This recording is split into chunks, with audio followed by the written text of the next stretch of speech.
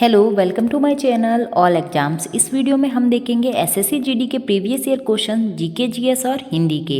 इसी के साथ अगर आप चैनल पर नए हो तो चैनल को सब्सक्राइब जरूर करें। देखते हैं पहला प्रश्न।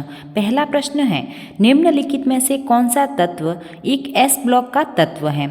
Rubidium, titanium, vanadium, scandium. तो हमारा करेक्ट आंसर हो जाएगा फर्स्ट ऑप्शन, रुबिडियम है जो कि एस ब्लॉक का तत्व है। फर्स्ट ऑप्शन हमारा करेक्ट आंसर हो जाएगा। अगला प्रश्न है, भारतीय संविधान के निम्नलिखित में से किस अनुच्छेद में राज्यों में विधान परिषदों के उत्पादन या सर्जन का उल्लेख है? तो विधानसभा के परिषदों का उल्लेख हो जाएगा आर्टिकल 169 में। सेकेंड ऑप्शन हमारा करेक्ट आंसर हो जाएगा आर्टिकल 169। इसी के साथ देखते हैं आर्टिकल 161। आर्टिकल 161 में है राज्यपाल को समाधान की शक्ति। इसी के साथ देखते हैं राज्यपाल से संबंधित कुछ अनुच्छेद।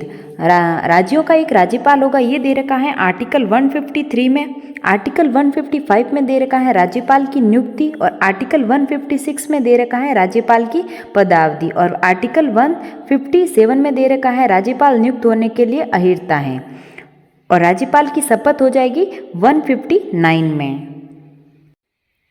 और 161 में हो जाएगी समाधान की शक्ति। इसी के साथ देखते हैं अनुच्छेद 165। अनुच्छेद 165 में दे रखा है राज्य का एक महाधिवक्ता। तो ये सभी पॉइंट भी आप ध्यान में रख सकते हैं। अगला प्रश्न है, प्रधानमंत्री नरेंद्र मोदी ने 20 अक्टूबर 2023 को उत्तर प्रदेश में साहिबाबाद रैपिड एक्स स्टेशन पर दिल्ली, गाजियाबाद, मेरठ और आरआरटीएस कॉरिडोर के प्राथमिकता खंड का उद्घाटन किया है। आरआरटीएस में टी का क्या अर्थ है? तो टी का अर्थ हो जाएगा ट्रांजिट। फोर्थ ऑप्शन हमारा करेक्ट आंसर हो जाएगा ट्रांजिट। अगला प्रश्न है, शुंग द्वारा उपयोग की जाने वाली लिपि ब्राह्मी एक प्रकार की थी और इसका उपयोग किस भाषा को लिखने के लिए किया जाता था? तो इसका करेक्ट आंसर हो जाएगा संस्कृत भाषा को। थर्ड ऑप्शन हमारा करेक्ट आंसर हो जाएगा। इसी के साथ देखते हैं शुंग वंश। शुंग वंश के संस्थापक कौन थे? पुष्यमित्र शुंग। और इसकी राजधानी क्या थी? शुंग वंश की राजधानी हो जाएगी विदिशा, और इसके अंतिम शासक थे देवभूति। अगला प्रश्न है, भारत की पहली पंचवर्षीय योजना पर आधारित थी। भारत की पहली पंचवर्षीय योजना आधारित थी हेरोड डॉमर मॉडल पर। तो फोर्थ ऑप्शन हमारा करेक्ट आंसर हो जाएगा। पहली पंचवर्षीय योजना की अवधि क्या थी? तो 1951 से 1956 तक, और ये 1 अप्रैल से शुरू होता है, 1 अप्रैल 1951 से 31 मार्च 1956 तक। और इसमें कृषि और सिंचाई परियोजनाओं पर ज़्यादा बल दिया गया था।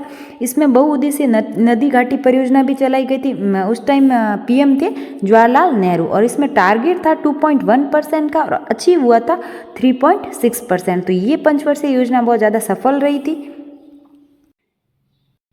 इसी के साथ देखते हैं महालनोबिस योजना। इसके आधारित थी सेकेंड पंचवर्षीय योजना थी, इस पर आधारित पीसी महालनोबिस मॉडल पर, और सेकेंड पंचवर्षीय योजना की अवधि थी 1956 से 1961 तक। इसमें भारी उद्योगों पर बल दिया गया था। गॉडगिल मॉडल पर आधारित थी चौथी पंचवर्षीय योजना। चौथी पंचवर्षीय योजना का जो ध्येय था वो था स्थिरता के साथ विकास करना, और ये पंचवर्षीय योजना थी, अवधि थी इसकी 1969 से 74 तक। और तीसरी पंचवर्षीय योजना थी, उसकी जो उसका मॉडल था वो था सुखमय चक्रवर्ती मॉडल पर आधारित थी, और अवधि हो जाएगी 1961 से 66 तक। अगला प्रश्न है, अक्टूबर 2023 तक ओडिशा का राज्यपाल निम्नलिखित में से कौन है? तो ओडिशा के राज्यपाल हो जाएंगे रघुवर दास। सेकेंड ऑप्शन हमारा करेक्ट आंसर हो जाएगा रघुवर दास। अगला प्रश्न देखते हैं, वॉलीबॉल में यदि किसी सेट में खेल की बराबरी पर, तो सेट तब तक जारी रहता है जब तक कि एक टीम दूसरे पर 2 अंकों की बढ़त नहीं बना लेती। तो इसका करेक्ट आंसर हो जाएगा थर्ड ऑप्शन 24-24। इसी के साथ देखते हैं वॉलीबॉल खेल में कितने कितने खिलाड़ी होते हैं? तो 6 खिलाड़ी होते हैं वॉलीबॉल में।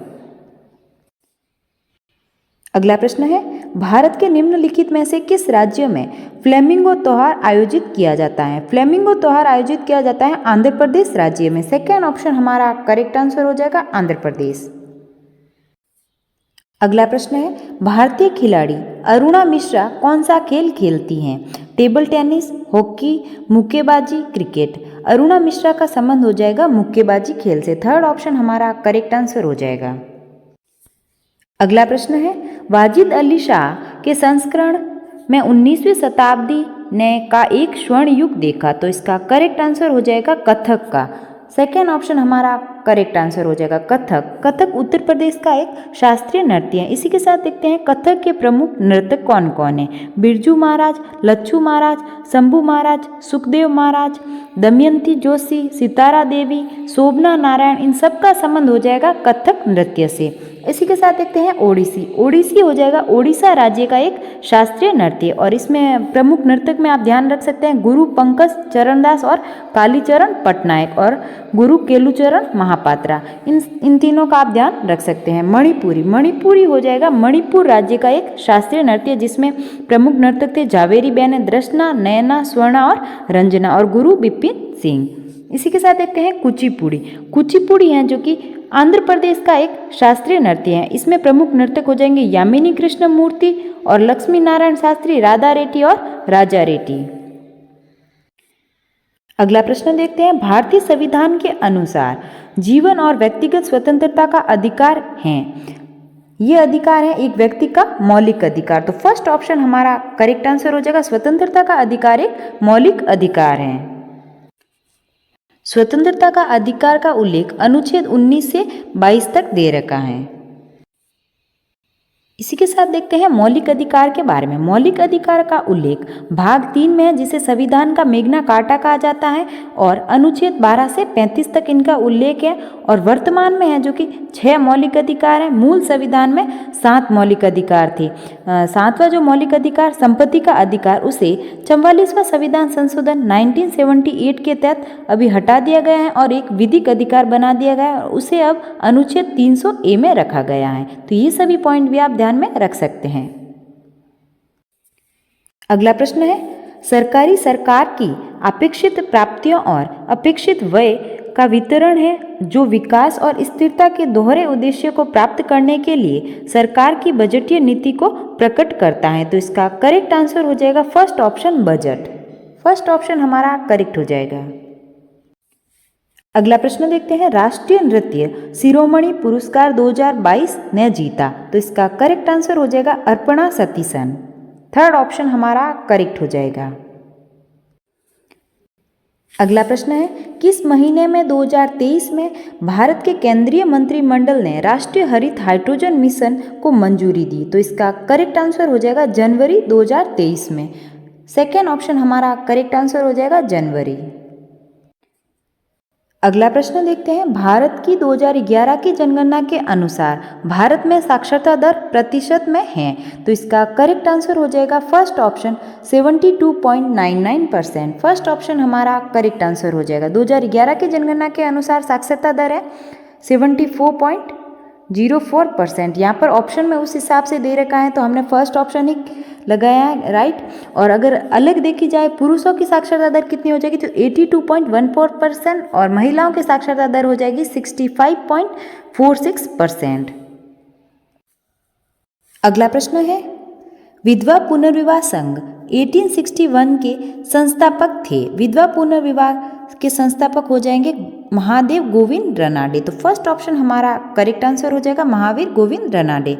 और कब इसकी स्थापना हुई थी विधवा पुनर्विवाह संघ की? तो 1861, ये भी आप ध्यान में रख सकते हैं। इसी के साथ देखते हैं केशव चंद्र सेन, इनका संबंध हो जाएगा भारतीय ब्रह्म समाज से, जो कि ब्रह्म समाज से दो भागों में विभाजन हुआ था, आदि ब्रह्म समाज और भारतीय ब्रह्म समाज, जिसमें आदि ब्रह्म समाज की स्थापना की थी देवेंद्रनाथ टैगोर ने और भारतीय ब्रह्म समाज की स्थापना की थी केशव चंद्र सेन ने। कब की थी? 1866 में। तो ये पॉइंट भी आप ध्यान में रख सकते हैं।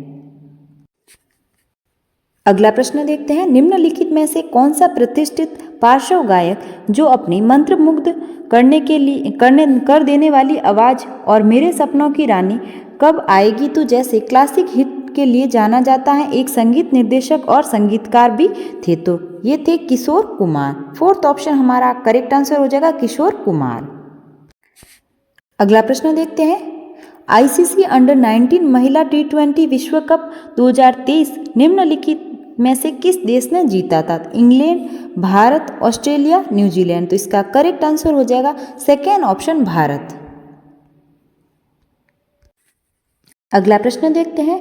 भारत की 2011 की जनगणना के अनुसार भारत में जनसंख्या का औसत घनत्व व्यक्ति प्रति किलोमीटर कितना है? तो इसका करेक्ट आंसर हो जाएगा फोर्थ ऑप्शन 382 व्यक्ति प्रति वर्ग किलोमीटर। इसका जनसंख्या घनत्व हो जाएगा 2011 की जनगणना के अनुसार। इसी के साथ अगर आपको 2011 की जनगणना के अनुसार सभी प्रश्न देखने हैं तो इसी चैनल पर आपको 10 मिनट शो की प्ले लिस्ट है, उसमें वीडियो कंप्लीट आपको मिल जाएगा, तो आप देख सकते हैं। अब देखते हैं हिंदी के प्रश्न। पहला प्रश्न है, दिए गए वाक्यांश के लिए सार्थक शब्द ज्ञात कीजिए। जिसकी पत्नी मर गई हो। इसका करेक्ट आंसर हो जाएगा विदुर। थर्ड ऑप्शन हमारा करेक्ट हो जाएगा विदुर। अगला प्रश्न देखते हैं। निम्नलिखित प्रश्न में 4 विकल्पों में से उस सही विकल्प का चयन करें जो वाक्यांशों के लिए एक शब्द का विकल्प हो। वाक्यांश है जो सबके मन की बात जानता हो, तो इसमें वाक्यांशों के लिए एक शब्द हो जाएगा अंतर्यामी। जो सबके मन की बात जानता हो, अंतर्यामी। फर्स्ट ऑप्शन हमारा करेक्ट हो जाएगा। अगला प्रश्न देखते हैं। निम्नलिखित वाक्य में से उस वाक्यांश को पहचानिए जिसमें मात्राओं से संबंधित अशुद्धियां हैं। यदि कोई गलती नहीं है तो कोई त्रुटि नहीं का चुनाव कीजिए। वाक्य दे रखा है, हर व्यक्ति का कुछ महत्वाकांक्षा पर इच्छा होती है। जैसे हम बच्चे थे तो हम कई चीज़ों को देखकर रोमांचित हो उठते थे, तो इसमें त्रुटि हो जाएगी हर व्यक्ति का कुछ। तो यहाँ पर आना चाहिए था हर व्यक्ति की कुछ महत्वाकांक्षा और इच्छा होती है। तो फर्स्ट ऑप्शन ही हमारा करेक्ट हो जाएगा। अगला प्रश्न देखते हैं। निम्नलिखित प्रश्न में 4 विकल्पों में से उस विकल्प का चयन करें जो कोष्टक में दिए गए शब्द का विलोम शब्द का सही विकल्प है। कई कवियों ने इस महान भूमि की निंदा के गीत गाए हैं, तो हमें निंदा का विलोम शब्द बताना है, तो इसका करेक्ट आंसर हो जाएगा प्रशंसा। सेकेंड ऑप्शन हमारा करेक्ट आंसर हो जाएगा। अगला प्रश्न देखते हैं। निम्नलिखित प्रश्न में 4 विकल्पों में से उस विकल्प का चयन करें जो कोष्टक में दिए गए शब्द के तद्भव रूप का सही विकल्प है। तद्भव रूप का सही विकल्प बताना है हमें। मेरे मन की व्यथा कोई भी नहीं समझता, तो इसका सही तद्भव रूप हो जाएगा व्यथा। थर्ड ऑप्शन हमारा करेक्ट हो जाएगा। अगला प्रश्न है। निम्नलिखित प्रश्न में 4 विकल्पों में से उस विकल्प का चयन करें जो लोकोक्ति का सही अर्थ वाला विकल्प है। लोकोक्ति दे रखी है, बीमार की रात पहाड़ बराबर। इसका सही अर्थ हो जाएगा खराब समय मुश्किल से कटता है। थर्ड ऑप्शन हमारा करेक्ट हो जाएगा। अगला प्रश्न है। दिए गए वाक्य में उचित पर्यायवाची शब्द का चयन करके रिक्त स्थान की पूर्ति करें। ये संसार एक रिक्त स्थान माया है, तो माया का हमें पर्यायवाची शब्द बताना है, तो इसका करेक्ट आंसर हो जाएगा सेकेंड ऑप्शन छल। अगला प्रश्न है। निम्नलिखित प्रश्न में 4 विकल्पों में से उस सही विकल्प का चयन करना है जो वाक्यांशों के लिए एक शब्द का विकल्प हो। वाक्यांश दे रखा है जो किसी भी गुट में नहीं हो। जो किसी भी गुट में नहीं हो, इसका सही अर्थ हो जाएगा तटस्थ। फर्स्ट ऑप्शन हमारा करेक्ट आंसर हो जाएगा। अगला प्रश्न है। दिए गए वाक्यों में रेखांकित शब्द का विलोम शब्द ज्ञात कीजिए। वह बेसब्री से आपका इंतजार कर रहा है, तो बेसब्री का हमें विलोम शब्द बताना है, तो इसका करेक्ट आंसर हो जाएगा सब्र। फर्स्ट ऑप्शन ही हमारा करेक्ट आंसर हो जाएगा। अगला प्रश्न देखते हैं। दिए गए वाक्य का वह भाग ज्ञात कीजिए जिसमें कोई त्रुटि है। वाक्य दे रखा है, मेरे को जब कुछ याद आएगा तभी मैं तुम्हें कुछ बता पाऊंगा, तो इसमें त्रुटि हो जाएगी मेरे को, क्योंकि आना था यहाँ पर मुझे जब कुछ याद आएगा। तो फोर्थ ऑप्शन हमारा करेक्ट आंसर हो जाएगा मेरे को जब। अगला प्रश्न है। निम्नलिखित प्रश्न में 4 विकल्पों में से उस विकल्प का चयन करना है जो मुहावरे के अर्थ को सर्वश्रेष्ठ रूप से व्यक्त करता है। मुहावरा है छुपा रुस्तम होना, तो इसका सही अर्थ हो जाएगा देखने में साधारण पर वस्तुतः वह असाधारण होता है, तो फोर्थ ऑप्शन हमारा करेक्ट आंसर हो जाएगा। अगला प्रश्न है।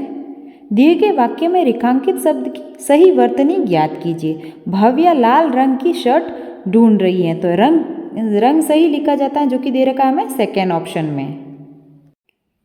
अगला प्रश्न है। दिए गए वाक्य में उचित पर्यायवाची शब्द का चयन करके रिक्त स्थान की पूर्ति करें। रिक्त स्थान खाली स्थान भरिए, तो खाली का पर्यायवाची शब्द हो जाएगा सही रिक्त। थर्ड ऑप्शन हमारा करेक्ट आंसर हो जाएगा रिक्त। अगला प्रश्न देखते हैं। निम्नलिखित प्रश्न में 4 विकल्पों में से उस विकल्प का चयन करना है जो कोष्टक में दिए गए शब्द का सही तत्सम रूप है। जब हम गांव जाते हैं तब हम वहाँ खाट पर ही सोते हैं, तो हमें खाट का तत्सम रूप बताना है। तो इसका करेक्ट आंसर हो जाएगा खटुआ। 4th ऑप्शन हमारा करेक्ट हो जाएगा। अगला प्रश्न है, निम्नलिखित प्रश्न में 4 विकल्पों में से उस विकल्प का चयन करें जो रिक्त स्थान के लिए सही स्त्रीलिंग वाला विकल्प है। सभी को ईश्वर की रिक्त स्थान करनी चाहिए, तो इसमें सही स्त्रीलिंग रूप हो जाएगा हमें सभी को ईश्वर की भक्ति करनी चाहिए। तो भक्ति इसका करेक्ट आंसर हो जाएगा 1st ऑप्शन। ये थे जीके और हिंदी के प्रश्न जो कि एसएससी जीडी के प्रीवियस ईयर पेपर में पूछे गए थे। अगर आपको वीडियो अच्छा लगा तो लाइक करें और चैनल को सब्सक्राइब करें। Thank you.